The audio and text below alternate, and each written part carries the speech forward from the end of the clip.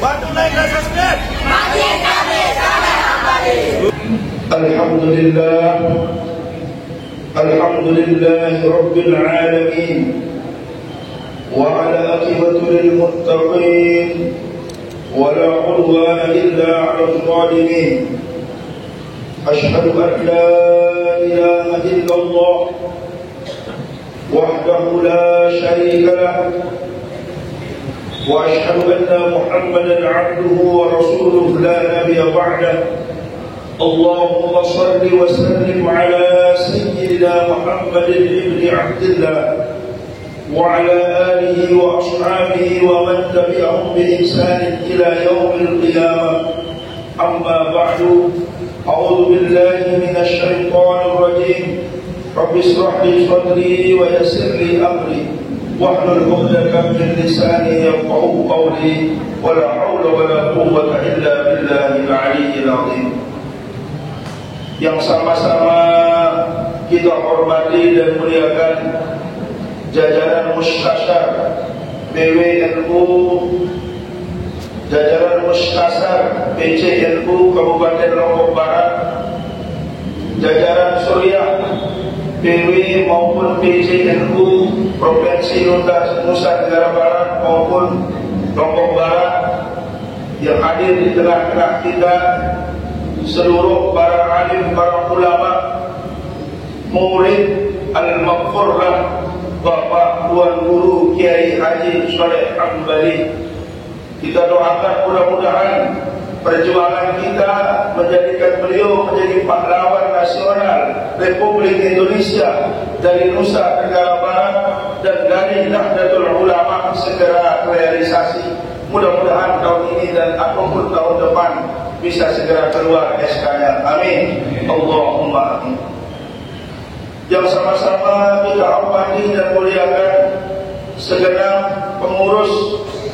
Ada di sini Sekretaris Tanfiziah PCNU Kabupaten Lombok Barat, Kakanda Tiang, Mentor Tiang, Al-Mukarram Tuan Guru Haji Ali Maksum MSI, bin Tuan Guru Haji Khairil Abror, dan seluruh jamaah lagi ini rahimahumullah.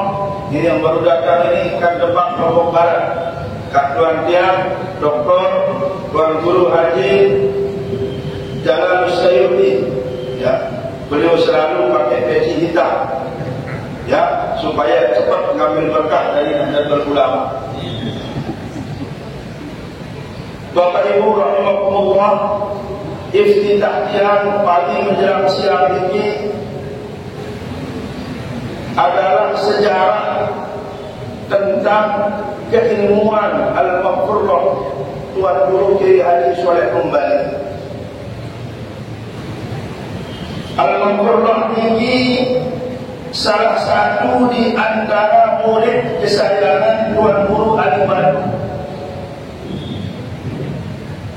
dan beliaulah salah satu juga yang bernasihat untuk didirikannya madrasah Sholatiyah di Mekah. Madrasah Sholatiyah ini pendirinya seorang perempuan dari India, namanya Monin As-Sholati, orangnya kaya raya, ya. Sebab beliau, kemudian sebab Hadratus Syekh Hasyim Asy'ari, sebab sebelumnya ada, ya, Syekh Khalil Bangkalan, kemudian Syekh Nawawi Banten, yang memberi nasihat penjaga Ahlus Sunnah wal Jamaah siaran di Kota Mekah. Karena waktu itu tidak ada akhlak, mohon maaf, ya. Tiang ini lebih kurang 3-4 tahun berada di Mesir. Di Mesir ini dengan nenek di atas tembok ini biasa. Menek tembok. Di Mekah ini coba penasaran dengan jarang dengan kali di makanan di kiri dia, baik dia. Ada bahasa kita mau kemana? Itu tidak ada di Indonesia seperti itu. Sehingga dengan Syekh Al-Azhar sekalipun, sekaliber Syekh Ali Jum'ah sebelumnya, Kemudian sekaliber Syekh Ramadan Al-Buti mengatakan bahwa ulama-ulama besar penjaga Ahlus Sunnah wal Jamaah dan keberkahan Rasulullah Muhammad SAW ada di Indonesia dan khususnya ada di tanah Lombok ini, Bapak Ibu. Jadi kan dapat kesampaian dia mohon maaf kita bangga dengan barat lah. Dia ini ke LC dan yang semal dia jauh ini ampun. Orang-orang naik macam situ. Saya ngaji di Mesir itu, ya beberapa kitab saya hatam, bahkan saya ada salah satu murid saya dari Syekh Ramadan Al-Buti. 4 tahun setelah saya keluar dari murid beliau meninggal di bom di Syria. Tapi setetes darahnya pun tidak ada yang menetes. Sebab apa? 2 minggu sebelum beliau meninggal, beliau datang ke Maulana Habib Lutfi bin Yahya yang ada di Pekalongan, berjumpa dengan seorang kiai yang sekarang kita kenal namanya Kiai Dimyati Rois yang berada di Banten.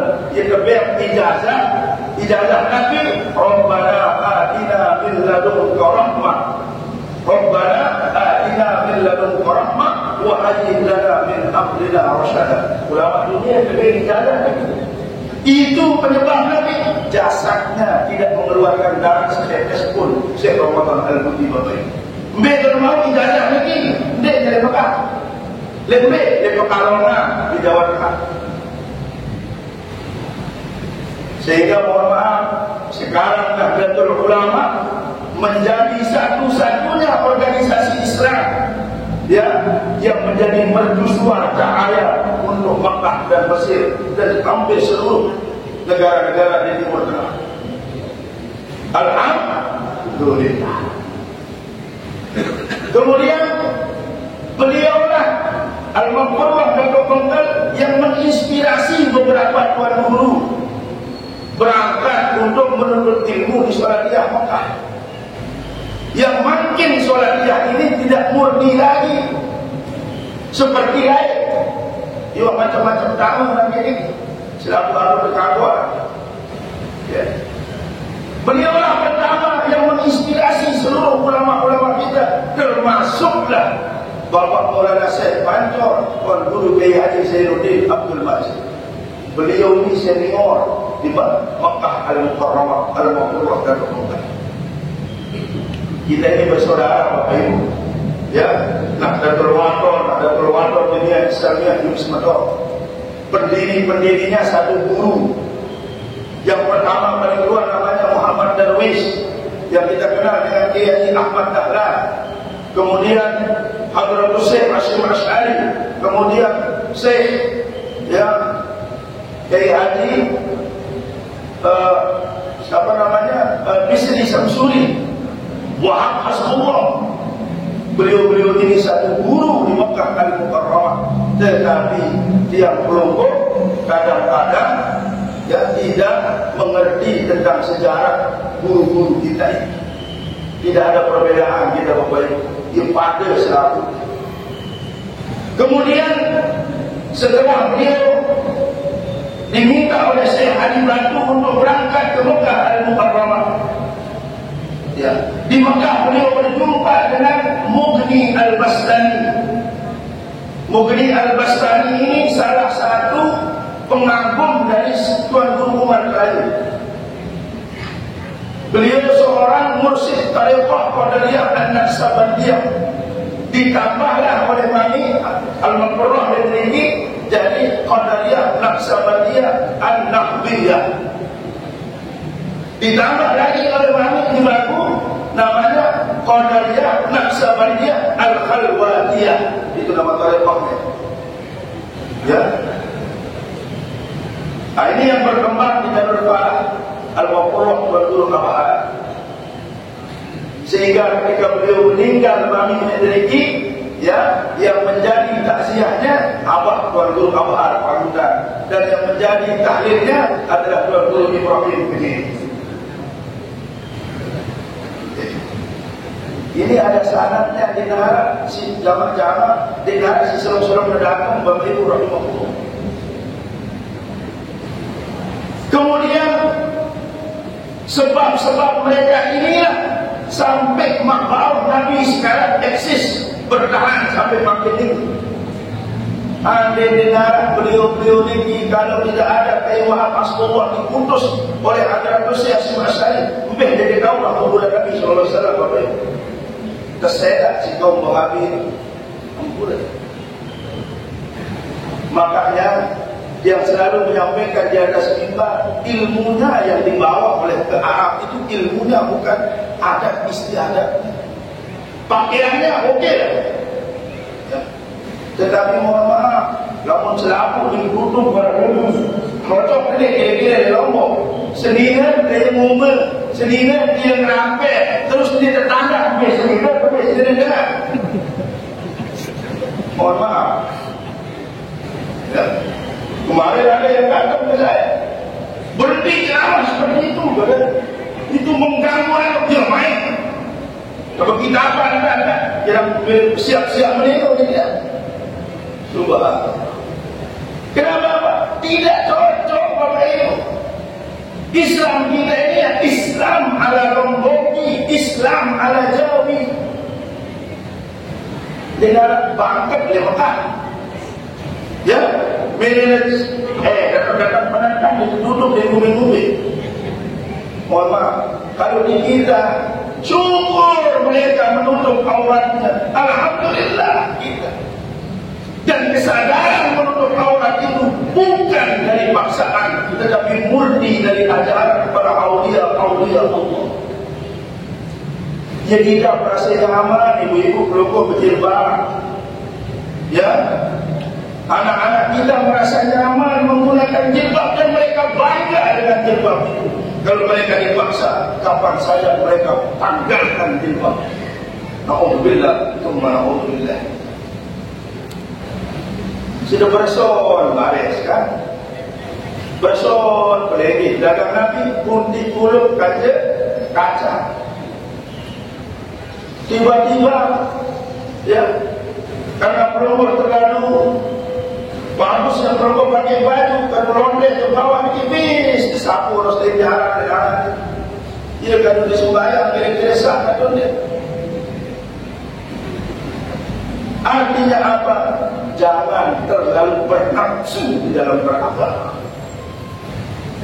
Sehingga mohon maaf, ini yang menjerumuskan kita ke hal-hal yang negatif. Sehingga kita memandang orang lain hina, kita memandang orang lain rendah. Itu sudah salah Islam kita. Ini Islam yang paling salah.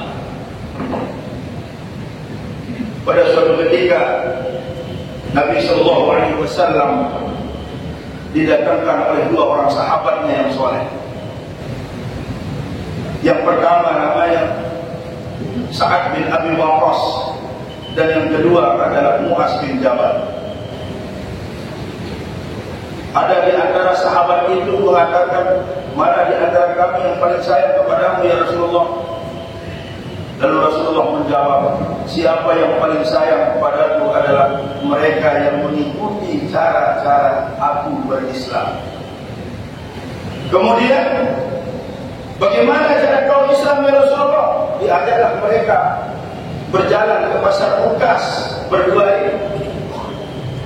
Kemudian di dalam perjalanan Nabi berjumpa dengan seorang budak Yahudi. Mohon maaf, dia bapak dia kan mau disuap. Padahal dia disumpah senang di sini Nabi SAW, tapi dia suap Yahudi. Mau dia disuap, batik, suruh. Ya, nah inilah yang disampaikan oleh Nini Tiang Tuan Amin Bali bersama murid-murid beliau di Gondoran di rumah itu. Bertanya tentang Nabi Karomah Mami Bengkel, Dara Bengkel. Dia bertanya dan menjawab sama Tuan Guru Amin. Tuan Guru Amin ini salah satu murid disayangan Alhamdulillah. Jadi Dato' Baru, kemudian Tuan Guru Praya, ya Bangsa, lalu Khair Adnan, ya, kemudian Tuan Guru Rohimat, Ini Muhiwan Roji, ya ini murid-murid kesayangan Al-Maqfurah dan Al-Qamar.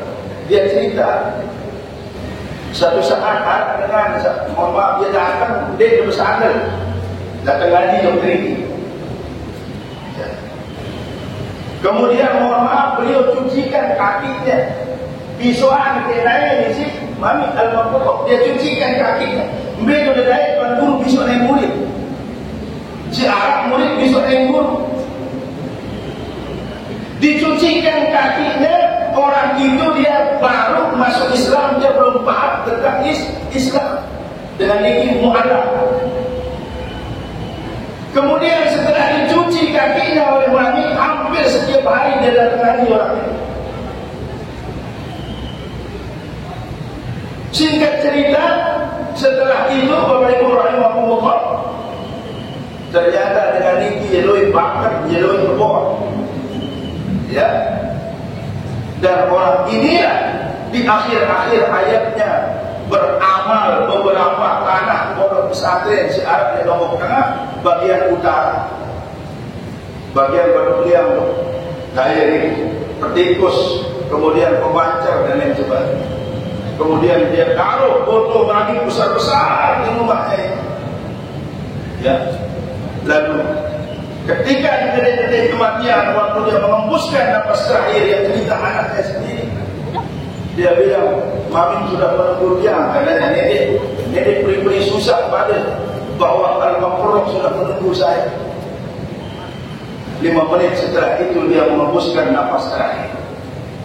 Artinya Nabi, inilah kasih sayang seorang guru kepada murid, dan kasih sayang murid kepada guru. Dicontoh akhlak-akhlaknya, lalu dia berikan semuanya untuk gurunya, untuk perjuangan gurunya. Namun guru mubasir yang tidak wajib menjadi wajib, sama dengan perintah kedua orang. Singkatnya, Bapak Ibu rahimahumullah, akhlak dan adab si Arab di ujung Pulau Lombok sebelah barat ini, semuanya itu atas ajaran, atas bimbingan Al-Maqfurah kita, Tuan Guru Kiai Haji Soleh Hambali. Kemudian terakhir, Soekarno tidak pernah kenal kepada Dato' Saleh. Tapi siapa yang mengarahkan dia sehingga dia mampir di tempat ini lalu meminta sesuatu yang jadi pemberkah atau mengalap barokah dari Dato'? Siapa kira-kira kalau bukan Allah Subhanahu wa ta'ala?